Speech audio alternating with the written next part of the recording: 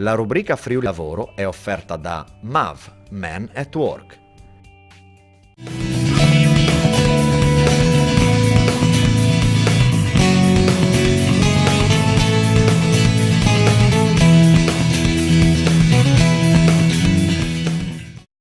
Buongiorno, sono Francesco Torini, amministratore delegato di MAV Men at Work.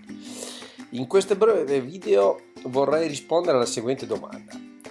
È vero che con l'avvento dell'Industria 4.0, con l'avvento dei robot, insomma, si perderanno un sacco di posti di lavoro? Ci dobbiamo preoccupare?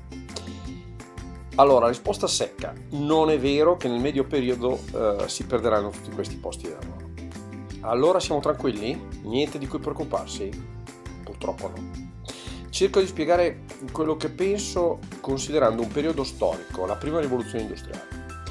La prima rivoluzione industriale significa sostanzialmente invenzione del telaio da tessitura automatico e della macchina a vapore.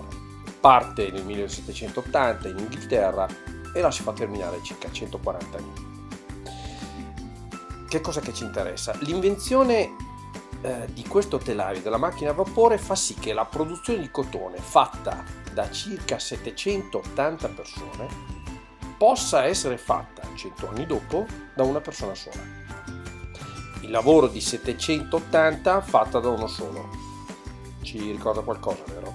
Ecco, immaginate che crollo di lavoro nella tessitura del cotone, un disastro. Invece succede che nel 1830 il settore tessile impiegasse 21.000 addetti. Sapete quanti 20 anni dopo? 331.000, 15 volte di più. Come è possibile? Prima il cotone non se lo poteva permettere nessuno, perché per produrlo ci voleva molte ore di manodopera, mentre dopo con l'automazione costava molto meno e si poteva vendere molto più cotone.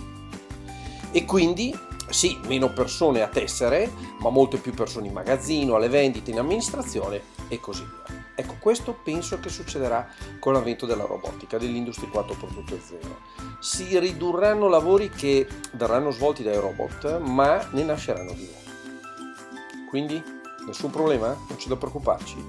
No, dobbiamo preoccuparci anche molto, perché questo cambiamento sarà molto più veloce di quello della prima rivoluzione industriale. Cioè, allora ci ha messo 100 anni, 140, noi ce ne metteremo 20. E di nuovi posti di lavoro saranno in ambiti che oggi non sappiamo affrontare. Già oggi dovremmo avere molti più periti tecnici di quelli che abbiamo, figuriamoci tra 5 anni. Non sto parlando solo di programmatori, parlo anche di operai specializzati, manutentori, periti meccanici ed elettromeccanici, ingegneri, anche di matematici, fisici, biologi. Insomma, in conclusione, se dovessi suggerire a un ragazzo o a una ragazza in che ambito orientare gli studi, direi sicuramente una materia in ambito Science, Technology, Engineering e Math, quelli che gli anglosassoni chiamano STEM. E per chi lavora già, questa è un'altra storia, ce la teniamo per la prossima puntata. A presto e grazie per l'attenzione.